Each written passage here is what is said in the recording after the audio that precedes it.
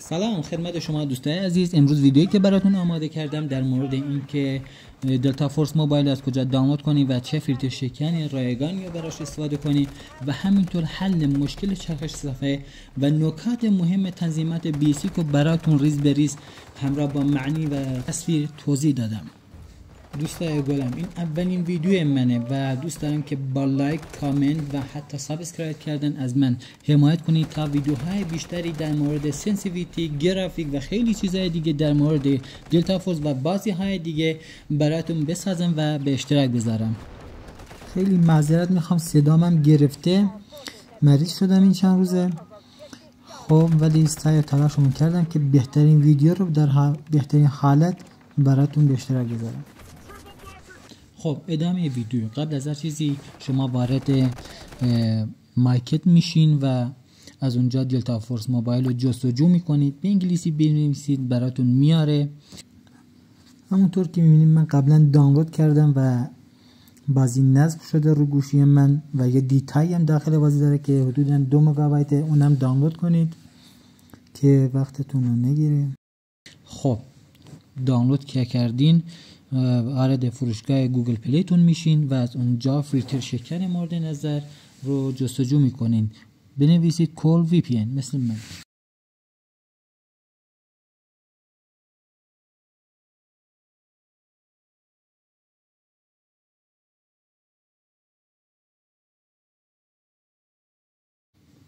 فیلتر شکن رو دانلود کنید و وقتی دانلود کردین میاین بیرون، وارد فیلتر شکن مورد نظرتون میشین. کاملا رایگانه و حتی میتونید نسخه پولیش هم از داخل کانال بگیرید، اصلا قطع نمیشه، بدون محدودیت. یادتون باشه سرور یا مکان مورد نظر حتما روی فرانسه باشه. خب بریم سراغ تنظیمات بازی و بیسیک. دوستای گلم، حتما یادتون باشه که اکانتتون روی جیمیل یا فیسبوک ذخیره کنید تا دستاوردها و تنظیماتتون از بین نره. از اینکه با من همراه میشید و وقتتون رو در اختیار من میذارید متشکرم.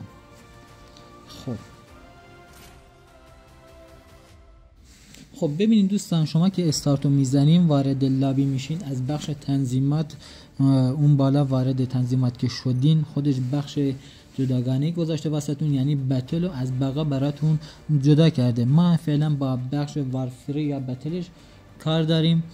تو قسمت پایین تنظیمات بخش مپا رو داریم که میتونید از اونجا مپایی که دلتون میخواد رو دانلود کنید.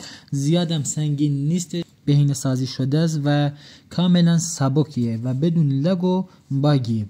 مکان مورد نظرتون رو انتخاب کنید.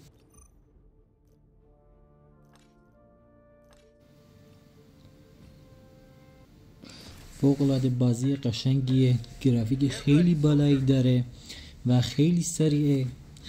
خیلی میتونید ازش لذت ببرین. کاراکتر مورد نظرتون هم انتخاب میکنید. هر کاراکتر گان به خصوص خودشان داره، اینو یادتون باشه. خب قبل اینکه بازی رو شروع کنین، شما اولین مشکلی که بهش برمیخورین که مشکل چرخش صفحه هست و قبل اینکه کاری انجام بدید از بازی میان بیرون و وارد تنظیمات گوشی میشین. خب اون پایین تنظیمات بیشتر رو میزنین، وارد زبان ها ورودی میشین و زبانتون که فارسیه به انگلیش استرالیا تغییر میدیم و برمیگردیم به خود بازی. البته شما قبل اونم میتونستید این کار رو بکنین، حالا خواستم که به اینجوری ببینید بهتره. حالا که به خود بازی برمیگردیم میبینید که هیچ مشکلی در چرخش صفحه ندارید، خیلی قشنگ و روونم هست. خب بعد اینکه مشکلتون حل شد وارد تنظیمات بازی میشیم. تنظیمات بازی تو قسمت بیسیک که خود شامل 2 بخش کامبت و کنترل هستش. بخش کامبت اولین گزینه ایم اسیست هستش. ایم اسیست کمک میکنه به دقت تیرتون، یعنی اگه اونو فعالش کنید میتونید به طور ایمتون به طور خودکار دنبال انمی میره. اگر که زیادی توی بازی هم حرفه‌ای نیستید و میخوای که بهتر عمل کنی، بهتر این گزینه رو روشن کنی تا دقت تیرتون، دقت شلیکتون هم بالا بره.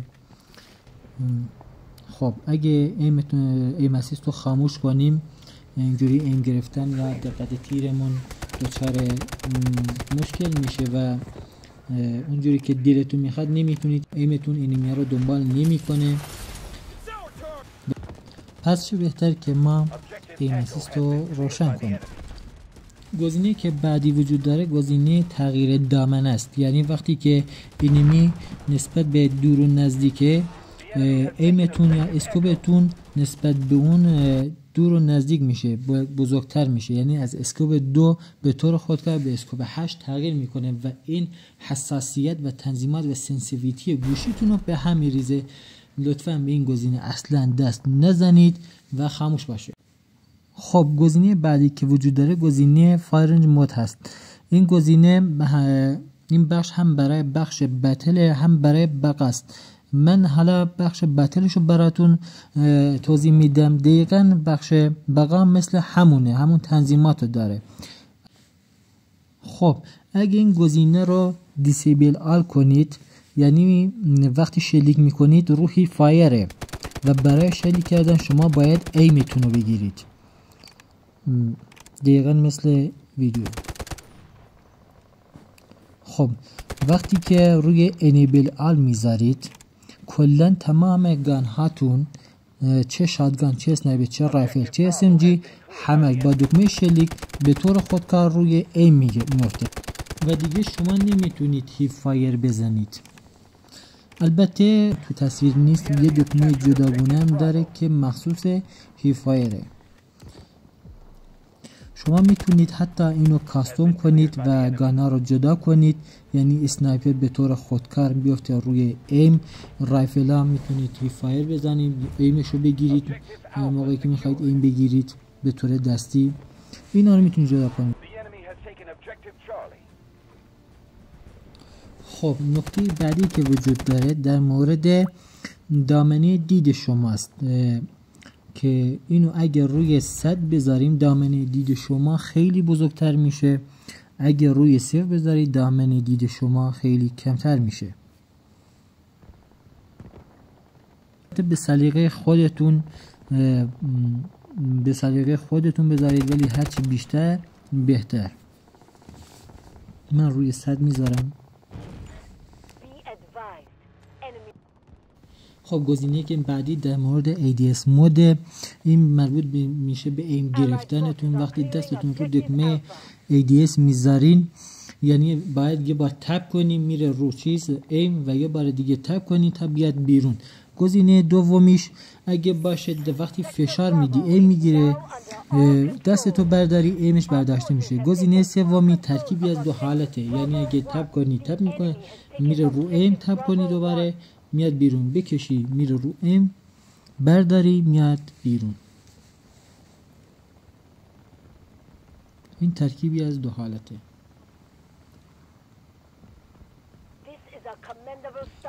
رو گزینه دومی خیلی خوبه برای کسایی که شاتگان بازن. گزینه دومی بهترین گزینه است، یعنی روی چی بهش میگن هولد باشه. گزینه بعدی در مورد خشاب عوض کردن هنگام تیر زدن یا ایم گرفتن. اگر که آف باشه، هنگام که شما ایم گرفتید و تیر انداز میکنید از حالت ایم گرفتن، تو همون حالت ایم گرفتن خشابش عوض میکنه، ولی هنگامی که روشن باشه یا هم آن باشه، موقعی که شما ایم گرفتید و تیر اندازی کردید و خشابتون تموم شد، از حالت ایم گرفتن بیرون میاد و خشابش رو عوض میکنه. پس بهتره که روشن باشه. گزینه بعدی در مورد قطع کردن ایم هنگام دویدن سریع، یعنی شما زمانی که ایم گرفتین اگه بخواید بدوید نمیتونید ایم بگیرید، پس بهتره اینو آف کنید تا بتونید تو فایت های سریع ایم بگیرید و هم بتونید سریع بدوید.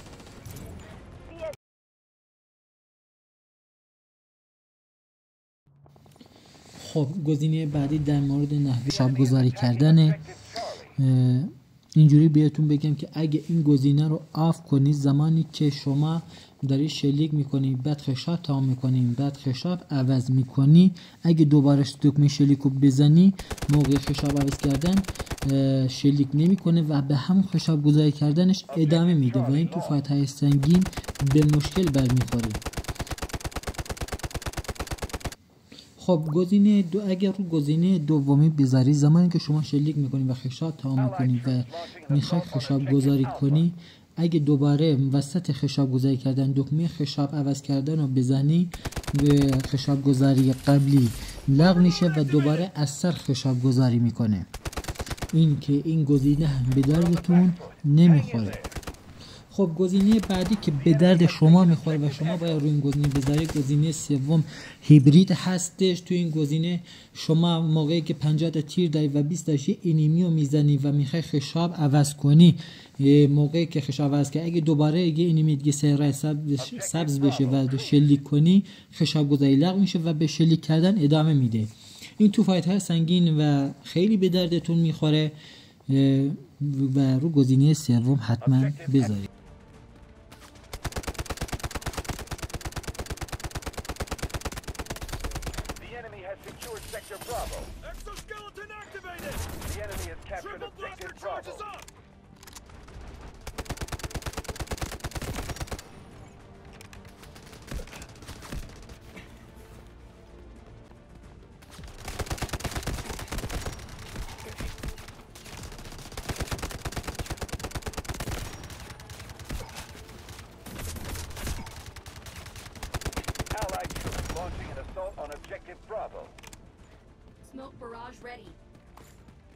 خب گزینه بعدی که هست، اگه فعالش کنید یعنی آنش کنید، باعث میشه موقع دویدن آرمور هاتون رو قطع کنید. یعنی شما زمانی که داری آرمور میزنی و میخوای بدوی، آرمور تو قطع میکنه.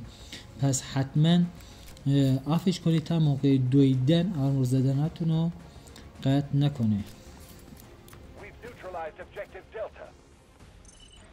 گزینه بعدی که توی تنظیمات وجود داره، حبس نفس کاراکترت موقع ایم گرفتنه که توی اسنایپ گرفتن خیلی به درد شما میخوره و برای مدت کوتاهی ایمتون ثابت وای میسته و اگه اونو آف کنید ایمتون اینور و اونور میشه و دقتتون پایین تر میاد. پس بهتر این گزینه رو حتما آن کنید.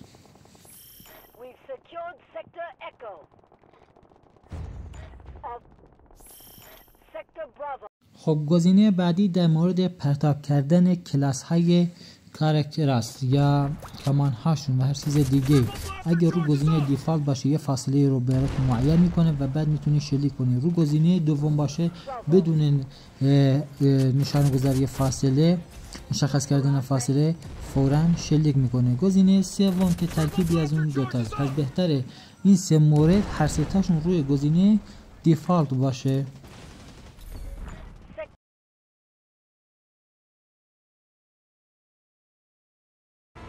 خب میریم سراغ گزینه های بعدی. اگه میخوای اینجوری پیک داشته باشی و گزینه پیکات برات فعال بشه، وارد تنظیمات بشید، تو بخش کنترل این گزینه لمپیک رو آن میکنید و اینجوری پیک چپ و راستتون فعال میشه.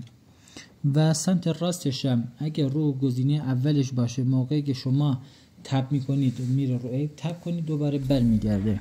برای چپ و راستش اینطوری. اگر رو گزینه هول باشه، موقعی دستتو میکشی روش نگه میداری، ایم میگیره دستتو برداری، از ایم برداشته میشه.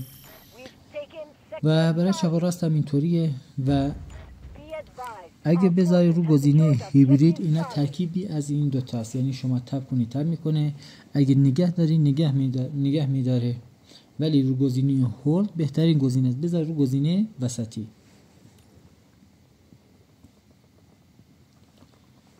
خب گزینه پایینی در مورد اینه که شما اگه آفش کنید، موقعی که تپ میکنید رو پیک اپ ایم نمیگیره، روی فایر. اگه آنش کنید موقعی که تپ میکنید ایم میگیره و میتونید راحت سریعتر شلیک کنید. این تو فایت ها بهترین گزینه همون آن کردنشه. خب بخش ژیروسکوپ کار نداریم، این بخش اصلا به ما ربطی نداره فعلا، اون یه ویدیو جداگونه میخواد. گزینه بعدی وجود داره در مورد دکمه شلیک کردن سمت راسته که موقعی که میخوای شلیک کنید این گزینه میتونید چپ و راستش کنید. این برای دو انگشتی ها بهترین گزینه است.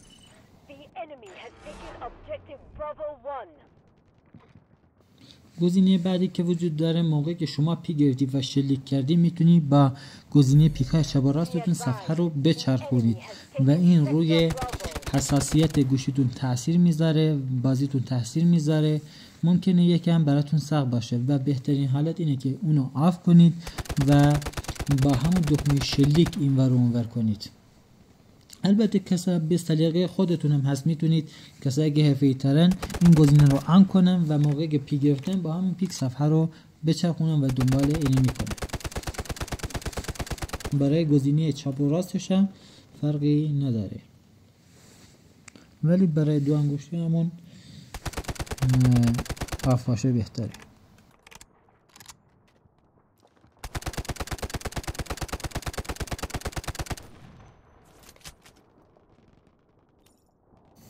گزینه بعدی مورد دکمه ایم گرفتن، یعنی شما زمانی که اونو آف میکنید دست رو دکمه ایم بذارید نمیتونید صفحه رو بچرخونید، اما زمانی که آن میکنید میتونید صفحه رو اینور اونور کنید، صفحه رو بچرخید. این برای چطوری بهتون بگم، اصلا اینو در کل آنش کنید، هم برای 4 انگشتی و 5 انگشتی 6 انگشتی خیلی به دردتون میخوره. برای 2 انگشتی هم به هر حال خوبه، گاهی وقتا استان میگیری این به دردتون میخوره، اینو آن کنید.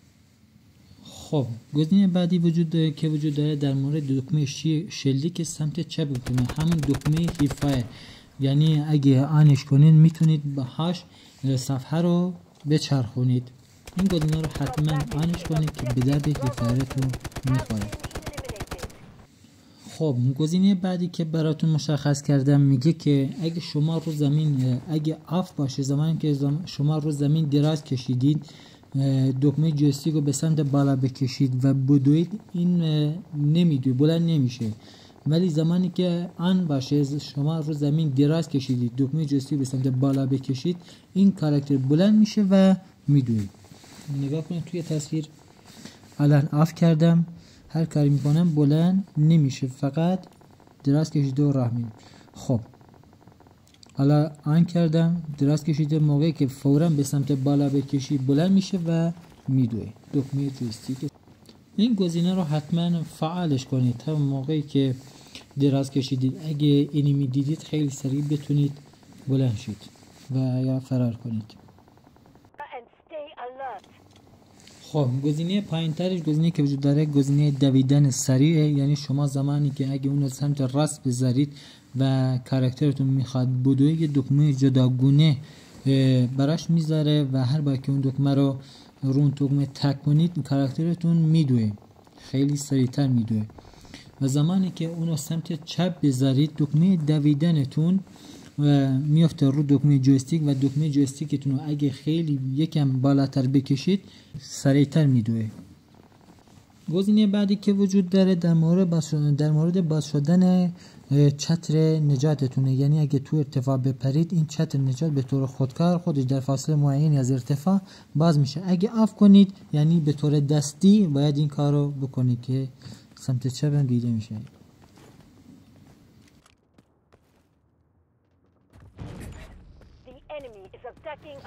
در بهترین حالتش همون گزینه آنه، اما در فاصله های کم مثلا روی خونه میخوای اگه آنم باشه باید همون دستی این کار بکنید تا دمیج نشه. گزینه بعدی مربوط به تغییر حساسیت ایمتونه، یعنی زمانی که میخوای شلیک کنید حساسیت چرخش گوشیتون نسبت به دوربین چجوری باشه.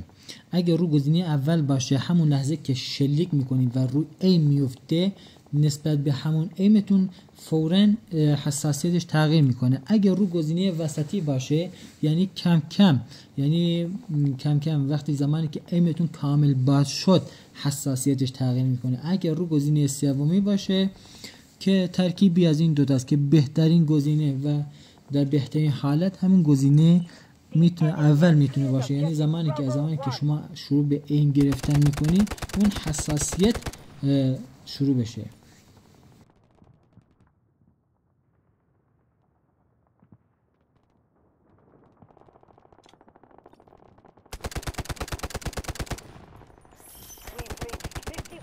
Completion of our objectives. We're in the lead.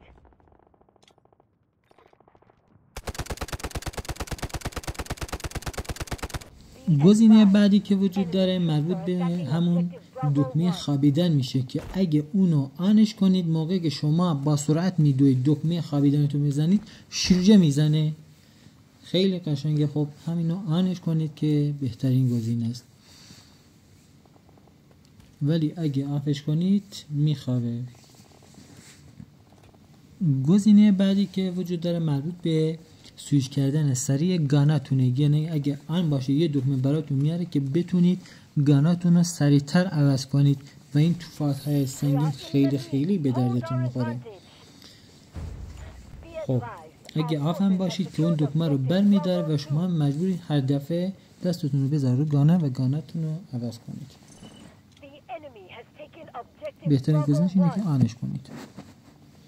گزینه بعدی که وجود داره در مورد پرش از موانع، اگر رو گزینه اول یعنی اتوماتیک منتال باشه چیه؟ اون باشه وقتی به مانع میرسه خودش از روش رد میشه، ولی اگه رو گزینه سمت راستی باشه به موانع میرسه وای میسه و شما باید دکمه پرش رو بزنید تا از روی موانع بپره. شاید وقتا دوست داشتید که سنگر بگیرید، پس بهتره این گزینه رو از رو اتوماتیک بردارید و تا پشت موانع بتونید کم کنید یا سنگر بگیرید. خب به بخش پایانی تنظیمات بیسیک رسیدیم. از اینکه تا اینجا با من بودید و همراهیم کردید خیلی متشکرم. امیدوارم که بتونم راضیتون کرده باشم و بتونم در پیشرفت بازی بهتون کمک کنم. لطفاً با لایک کردن، کامنت گذاشتن و سابسکرایب کردن از من حمایت کنید تا ویدیوهای بیشتری در مورد سنسیتیویتی، جویستیک و هات و تنظیمات بیشتری براتون بذارم. امیدوارم تا اینجا لذت برده باشین. هر سوالی هم که داشتید میتونید تو کامنت ها به هم بگید و میتونم براتون ویدیوهاش رو بسازم و به سوالاتتون پاسخ بدم. فعلا تا ویدیوهای دیگه، خدایا رو یاورتون.